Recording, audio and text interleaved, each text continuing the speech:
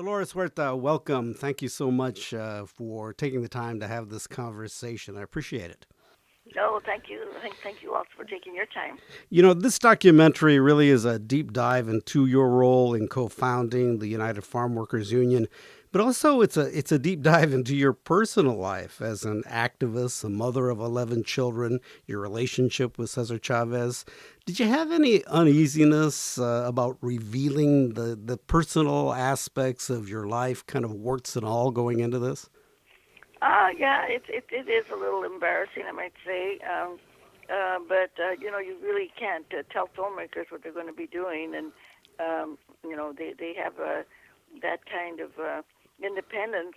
When they are making a film, and I guess this is the way that Peter Bratt wanted to go with the film, and so I think I think what he really wanted to point out was the kind of sacrifices that myself and my family made for the movement. What was your relationship like with Caesar? I know that in the film, it was clear that at times he was the visible symbol of the movement, but you were really the negotiator, the doer, the pusher. Did that at times create a lot of friction? Well, it wasn't so much that is not what created the friction. I think the friction was often when we talked about certain tactics that we're going to use, and sometimes I would disagree. I'll give you a good example. All right, when we had the great boycott, Caesar thought we should boycott potatoes, and I said to Caesar, when you think of California, you don't think of potatoes. You think of something like grapes. When you think of potatoes, you think of Idaho. You don't think of California. And so that was a big argument that we had. And I was in New York at the time, just beginning the Great Boycott. And I said to Caesar, I think I should fly back to California because this is such an important issue that we shouldn't decide it on the phone. But he didn't want to pay the plane fare, so he gave in.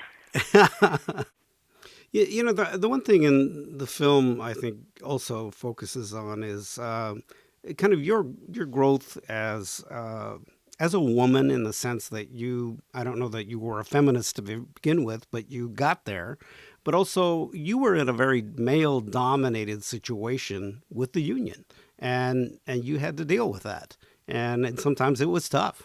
Yeah, and the thing is that, I think the film kind of showed that, and maybe not explicitly enough, that we had a lot of women that were working in the union, not only on the picket line, but in the offices. But like in many organizations, you have women doing the work, but they're not in the leadership, where the decisions are being made. And that is, I think, where the union needed to step up, and that's one of the things that I was always arguing and fighting for. And actually, before Caesar passed away, we did have about the third of the women. I think we had three women on our board, before he died. And in today, Arturo Rodriguez, the president of the United Farm Workers, they have several women on the board. So we were able to get there before Caesar passed away. The slogan "Si se puede," it's often associated with Cesar, but actually you came up with that. Where did you come up with that? In Arizona, actually, we were doing a campaign. There, Caesar was doing a 25-day water-only fast, and I was speaking to some of the Latino professionals there, and they said, "Oh, you can't do this in Arizona, only in California. Aquí en California, en Arizona no se puede." And my response to them was, "Sí se puede in Arizona," and that's sort of where that battle cry came from. Because and of course, we still have the big problems in Arizona, so the "Sí se puede." It still applies to Arizona as it is to the rest of the country and the Right. rest of the world, for that matter. Yes, we can. And also, it was adopted by President Obama in his campaign. So he owes that to you, right? Yeah, he borrowed it. Yeah. Like he said, he stole it. And it's funny because when I met the president, that's exactly what he said. He said, "I stole your slogan," and Right, I told him, "Yes, right. you did." Yes, and you were also honored with the Presidential Medal of Freedom, which you very much deserved.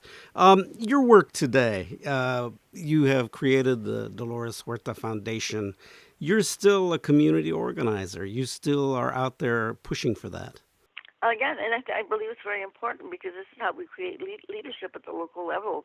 When we do the nitty gritty work of getting people together in their homes and talking to them about how they have power, how they can change things in their community by just coming together, by working together, by taking direct action.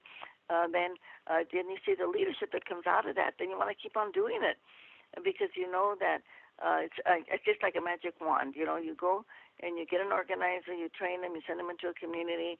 They meet with people, and the people talk about their issues, the problems that they're having, and then then you say, okay, well, you have to take on these issues. You tell the people that they're the ones that have to do it, and they're the ones that have to volunteer to make things happen, and they do. And then you have this incredible leadership that comes out of the grassroots area.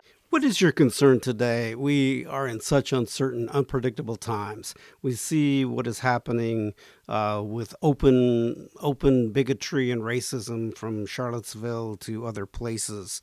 What do you say to people in order to combat all of this? Well, we say organize, okay? I think the one thing that, in some ways, we have to be grateful that the racism is now very overt and it's very out in the open. We know, as you and I know as people of color, that it's always been there, and it's always been there, but it's not very visible. We who are the victims of racism, we feel these microaggressions, as we call them, probably every week of our lives. Something like that happens to us. But now it's very open. People have taken the hoods off, and you can identify them. And so we can start working to end these systems of oppression, of racism that are so badly, affecting people of color and women and our LGBT community also. We have to include that. So I think that now that people are now they're worried, they're horrified when something like what happened in Charlottesville happened, and you see that again, and it's not the first time, of course, that we have had martyrs that are Anglos in the civil rights movement, but here it's happened again with Heather, who was killed there in Charlottesville. So I think people are now really getting concerned and paying attention, and it's time now for all of us to get together and to be active and really be involved to make sure that we can change some of the policies that are hurting our society. Dolores, you're 87 years old, but it seems like you still have the passion that you had many through many of the years that you've been involved. I definitely do. I definitely do.